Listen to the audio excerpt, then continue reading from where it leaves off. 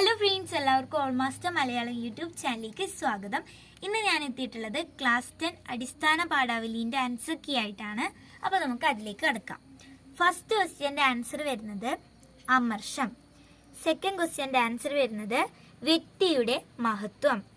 Third ക്വസ്റ്റ്യൻ്റെ answer വരുന്നത് ശക്തമായി പ്രതികരിക്കുക. ഫോർത്ത് ക്വസ്റ്റ്യൻ്റെ ആൻസർ വരുന്നത് ദീപക്കുറ്റികൾ നാട്ടി. ഫിഫ്ത്ത് ക്വസ്റ്റ്യൻ്റെ ആൻസർ വരുന്നത് ചിറകടി ഒച്ച. ഇനി ആറാമത്തേൻ്റെ ആൻസർ നോക്കാം. പത്രമാധ്യമങ്ങളുടെ ശക്തിയും സ്വാധീനവും. വെടിയുണ്ടയേക്കാൾ തീവ്രമായ വിമർശന സ്വഭാവം. ഇനി ഏഴാമത്തേൻ്റെ ആൻസർ വരുന്നത് അന്ധവിശ്വാസത്തിൽ നിന്നും അനാചാരങ്ങളിൽ നിന്നും ഗുരു കേരളീയരെ മോചിപ്പിച്ചു. ഭയത്തിൽ നിന്നും അടിമ ബോധത്തിൽ നിന്നുമുള്ള മോചനം. ഇനി എട്ടാമത്തേൻ്റെ ആൻസർ അപ്പനും മകനും പരസ്പരം കെട്ടിപ്പിടിക്കുന്ന കാഴ്ച നോക്കി നിന്ന് ചിരുത ആനന്ദിച്ചു.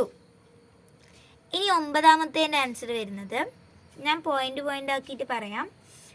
മഹാബലിയെ വരവേൽക്കുന്ന പ്രകൃതി വർണ്ണനയിലെ മനുഷ്യഭാവം.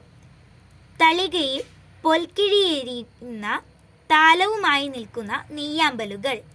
ആമ്പലിൻ്റെ ആകൃതിയും പ്രത്യേകതകളും കാവ്യഭംഗിയോടെ അവതരിപ്പിക്കുന്നു. ഇവിടെ നെയ്യാമ്പലുകൾ വെള്ളിത്താലവും എടുത്ത് മഹാബലി മന്നനെ കാത്തു നിൽക്കുന്നു, വരവേൽക്കാനായി നിൽക്കുന്നു എന്നാണ് അർത്ഥമാക്കുന്നത്. ഇനി പത്താമത്തേൻ്റെ ആൻസർ നോക്കാം. നിസ്സാരമായ സംഭവങ്ങളിൽ നിന്നും രൂപപ്പെടുന്ന വലിയ വഴക്ക്. രണ്ടുപേർക്കിടയിൽ നിലനിന്നിരുന്ന വഴക്ക് ആളിപ്പടരാൻ കാരണമായി ഈ സംഭവം മാറുന്നു. അയൽക്കാരായി താമസിച്ചവർ ശത്രുക്കളായി മാറുകയായിരുന്നു. മാലിന്യങ്ങൾ പരസ്പരം വലിച്ചെറിഞ്ഞു. പണമുണ്ടെന്ന അഹങ്കാരം മത്തായിക്കുണ്ടായിരുന്നു.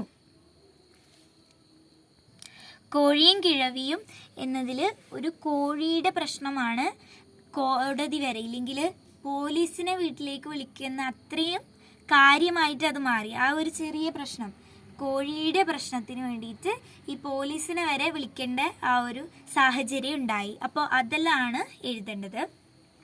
ഇനി 11ാമത്തേൻ്റെ ആൻസർ നോക്കാം. ലാളിത്യം നിറഞ്ഞ ജീവിതത്തെയാണ് ഗുരു ഇഷ്ടപ്പെട്ടിരുന്നത്. ആർഭാടങ്ങളെയും ധൂർത്തിനെയും ഗുരു അനുകൂലിച്ചിരുന്നില്ല. അധസ്ഥിത സമുദായത്തിൻ്റെ മോചനം വിദ്യാഭ്യാസത്തിലൂടെ മാത്രമേ സാധ്യമാവൂ. അടിസ്ഥാന ജനവിഭാഗത്തിൻ്റെ ഉയർച്ചയ്ക്ക് വ്യവസായങ്ങളും സംഘടനയും അനിവാര്യമാണ്. ജീവിത വിശുദ്ധി കൈവരിക്കുമ്പോഴാണ് ഒരാൾ പൂർണ്ണവാനാകുന്നത്. ഇനി 12ാമത്തേൻ്റെ ആൻസർ നോക്കാം. പത്രത്തെ വിമർശിക്കാൻ പോലും പത്രത്തെ ആശ്രയിക്കേണ്ട അവസ്ഥ. പത്രങ്ങൾ സത്യം, നീതി, ധർമ്മം ഇതിൻ്റെ അടിസ്ഥാനത്തിലാവണം പ്രവർത്തിക്കേണ്ടത്. ഈ കാലഘട്ടത്തിൽ വ്യക്തികൾക്ക് വിമർശനത്തിന് സാധ്യതകൾ ഒരുപാടുണ്ട്. സോഷ്യൽ മീഡിയ പ്ലാറ്റ്ഫോമുകളിൽ സത്യത്തെ പ്രകാശിപ്പിക്കാനുള്ള അവസരമുണ്ട്. സ്വന്തമായി നിരീക്ഷണം എഴുതുകയും വേണം. ഇപ്പോൾ ഒരു ഉദാഹരണം പറഞ്ഞാൽ, ഇപ്പോൾ നമ്മുടെ ഒരു തെറ്റായ വാർത്ത പത്രത്തിൽ വന്നു എന്ന് വിചാരിക്കാം. അപ്പോൾ നമ്മൾ ആ ഒരു വാർത്തയ്ക്കെതിരെ നമ്മൾ പ്രതികരിക്കും.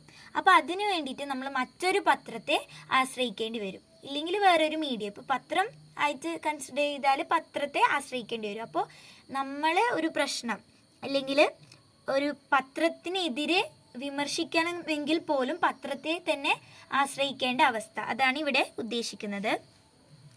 ഇനി 13ാമത്തേൻ്റെ ആൻസർ നോക്കാം. പ്രകൃതി നൽകിയ മധുരമായ ഓർമ്മകൾ. മാഞ്ചുവട്ടിൽ കഴിച്ചുകൂട്ടിയ മനോഹരമായ കുട്ടിക്കാലം. പ്രകൃതിയുടെ മടിത്തട്ടിൽ കളിച്ചു വളർന്നു വന്ന പഴയകാല അനുഭവങ്ങൾ. മാവിൻ ചുവട്ടിൽ ഒത്തുകൂടുന്ന കൊതിയ സമാജക്കാർ.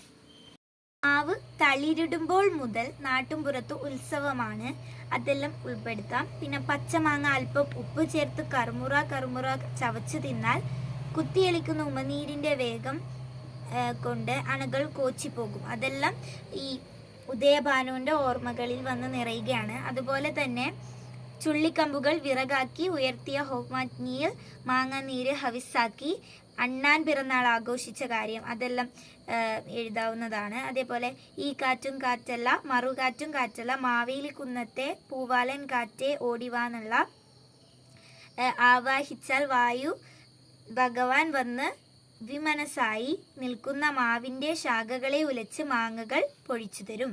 ഇതെല്ലാം നമുക്ക് ഉൾപ്പെടുത്താവുന്നതാണ്. ഇനി 14ാമത്തെ ആൻസർ നോക്കാം. ഓണക്കാല പ്രകൃതിയുടെ മനോഹരമായ ചിത്രം.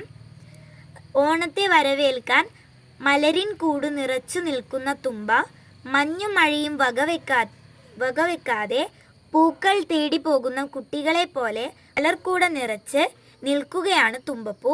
രാജാവിനെ മാറി നിന്ന് വീക്ഷിക്കുന്ന സാധാരണക്കാരുടെ ഭാവം തുമ്പയിൽ കാണാം. പ്രകൃതി വർണ്ണനയിൽ മാനുഷിക ഭാവം പകർന്നു നൽകുകയാണ് വൈലോപ്പിള്ളി. ഇനി 15ാമത്തെ ആൻസർ നോക്കാം. ആസ്വാദനക്കുറിപ്പാണ് കോഴിയും കിഴവിയും എന്നുള്ളത്. അപ്പോൾ ആദ്യം ശീർഷകം വേണം, കോഴിയും കിഴവിയും തന്നെ കൊടുക്കാം. കാരൂർ നീലകണ്ഠപിള്ളയാണ് എഴുതിയത്.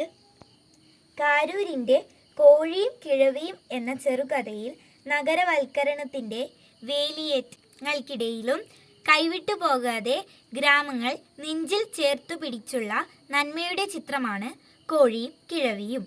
അയൽക്കാരായ മാർക്കോസും മത്തായിയും തമ്മിലുള്ള വഴക്കാണ് കഥയുടെ ഉള്ളടക്കം.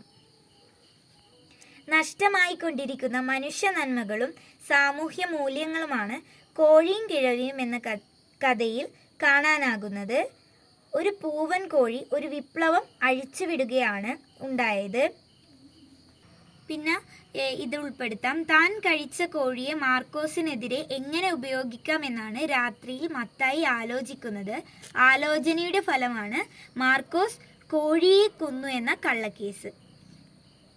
പിന്നെ ഭാഷാ ശൈലിയുടെ കാര്യം പറയാം. ഇവിടെ മാർക്കോസ് ക്ഷീണിച്ചപ്പോൾ മത്തായി സഹായിച്ചു തുടങ്ങി എന്ന വാക്കിലൂടെ കഥാകൃത്ത് ഉദ്ദേശിക്കുന്നത് സാമ്പത്തികമായി പിന്നോക്കം നിന്ന മാർക്കോസിൻ്റെ സ്ഥലം മത്തായി പണം കൊടുത്തു വാങ്ങി. കാര്യമായി പറയാതെ അല്പം വളച്ചുകെട്ടി മനോഹരമായ ഭാഷാ ശൈലിയിലൂടെ അവതരിപ്പിച്ചിരിക്കുകയാണ്. കഥയുടെ ആസ്വാദനം വർദ്ധിപ്പിക്കുകയും ഇത് ചെയ്യുന്നു. അപ്പോൾ ഇതെല്ലാം ഉൾപ്പെടുത്തിയിട്ടാണ് ആസ്വാദനം എഴുതേണ്ടത്. ഇനി 16ാമത്തേത് ഒരു പ്രസംഗമാണ്, പ്രഭാഷണം.